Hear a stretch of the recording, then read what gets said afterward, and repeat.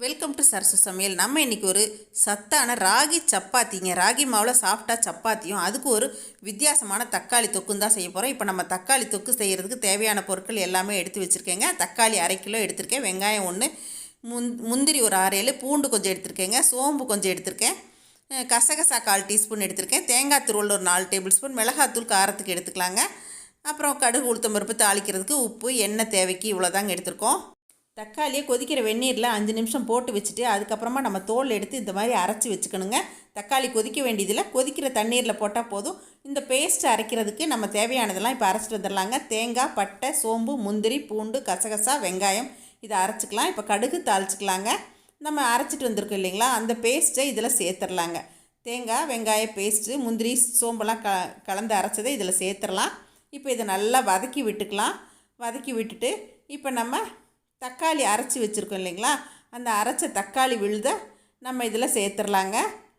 நம்ம வெந்நீரில் போட்டதுக்கப்புறமா அந்த தோலை உரித்து எடுத்துகிட்டு மிக்சியில் போட்டு இந்த மாதிரி அரைச்சிக்கலாங்க. நல்லா நைஸாக அரைச்சிக்குங்க. அரைச்சிட்டு இதை நல்லா கலந்து விட்டுறலாம். பாருங்கள், இது நல்லா கொதித்து வரணும். இப்போ இதுக்கு தேவைக்கு உப்பு சேர்த்தாச்சுங்க. இப்போ காரத்துக்கு தேவையான அளவு நம்ம தனி மிளகாத்தூளும் இதில் சேர்த்துக்கலாம். இதை சேர்த்ததுக்கப்புறமா இது நல்லா சுண்டி வரணுங்க. பாருங்கள், இந்த அளவுக்கு நல்லா கொதிச்சிடணும். அடுப்பை சிம்லேயே போட்டு கொதிக்க வைக்கணுங்க. இப்போ நம்மளோட தக்காளி தொக்கு ரெடி ஆயிடுச்சுங்க. அடுப்பை தூண்டி விடாமல் பொறுமையாகவே வச்சு இறக்கணுங்க. இந்த தக்காளி தொக்கு ராகி சப்பாத்தி, சாதாரண சப்பாத்தி எல்லாத்துக்குமே அருமையாக இருக்குங்க. அடுத்ததாக நம்ம இப்போ ராகி சப்பாத்தி எப்படி செய்கிறது பார்த்துடலாங்க. ராகி சப்பாத்தி செய்கிறதுக்கு ராகி சப்பாத்தி 1 கப்பு, தண்ணி 1 கப்பு, உப்பு தேவைக்கு எடுத்துக்கலாங்க. தேய்க்கிறதுக்கு ராகி மாவே எடுத்துக்கலாம். எண்ணெய் கொஞ்சம் தேவைக்கு இவ்வளோதாங்க. இப்போ நான் 1 கப் தண்ணியை ஒரு பவுலில் சேர்த்து அடுப்பில் ஏற்றிடுறேங்க. இது நல்லா கொதிக்கணும். இதை நம்ம கேழ்வரகு மாவுன்னு சொல்லுவோம். இப்போ இந்த தண்ணி கொதிக்கும் போது மாவை போட்டு கிளறணும். இப்போ தேவைக்கு நம்ம இதுலேயே உப்பு சேர்த்துடலாங்க. தூள் உப்பு இப்போ சேர்த்தாச்சுங்க. இப்போ தண்ணி பாருங்கள், ஓரத்துலலாம் லேசாக கொதித்து வருது.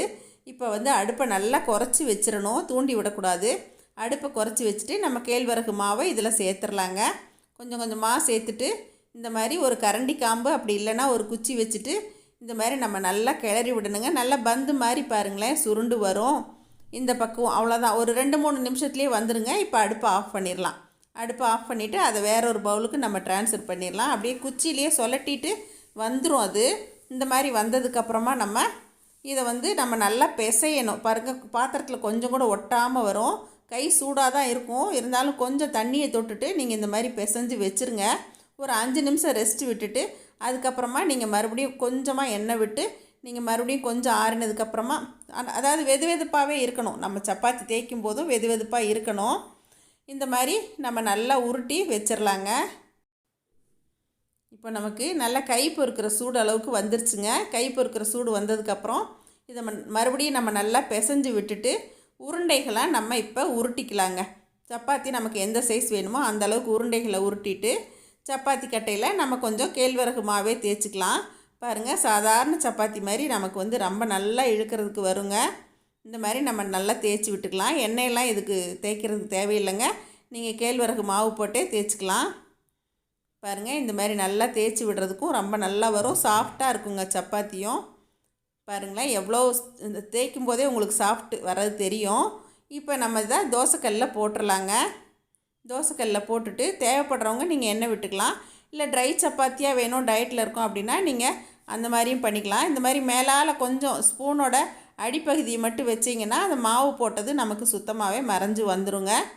நான் இன்றைக்கி கொஞ்சமாக தான் ஆயில் விட்டுருக்கேன். இப்போ இதை திருப்பி போட்டு எடுத்தாச்சுன்னா நம்மளோட சப்பாத்திகளும் இப்போ ரெடி ஆயிடுச்சுங்க. இப்போ நம்மளோட சத்தான சுவையான ராகி சப்பாத்தியும் இதுக்கு தொட்டுக்கிறதுக்கு ஒரு சுவையான தக்காளி தொக்கும் இப்போ ரெடி ஆயிடுச்சுங்க. இது ரொம்ப வித்தியாசமாக செய்யக்கூடியதுங்க இந்த தக்காளி தொக்கு. இதுக்கு தேங்காய் முந்திரி எல்லாம் போட்டிருக்கோம். ரொம்பவே டேஸ்ட்டாக இருக்குங்க. கண்டிப்பாக நீங்களும் இதை ட்ரை பண்ணி பாருங்கள். இதை பார்த்துட்டு எப்பயும் போல் உங்களோட ஃபீட்பேக் சொல்லுங்கள், ஷேர் பண்ணுங்கள், சப்ஸ்கிரைப் பண்ணுங்கள். தேங்க்யூ. சரசூஸ் சமையல் பாருங்கள், சமையல் நல்லா பண்ணுங்கள். சரசூஸ் ஃபுட் ப்ராடக்ட்ஸ் பொடி வகைகள் தேவைப்படுறவங்க இங்கே கொடுத்துருக்க வாட்ஸ்அப் நம்பரில் காலை 10 மணி முதல் இரவு 7 மணி வரைக்கும் எங்களை காண்டாக்ட் பண்ணலாங்க. நாங்கள் உடனுக்குடன் அனுப்பி வைப்போம். தேங்க்யூங்க.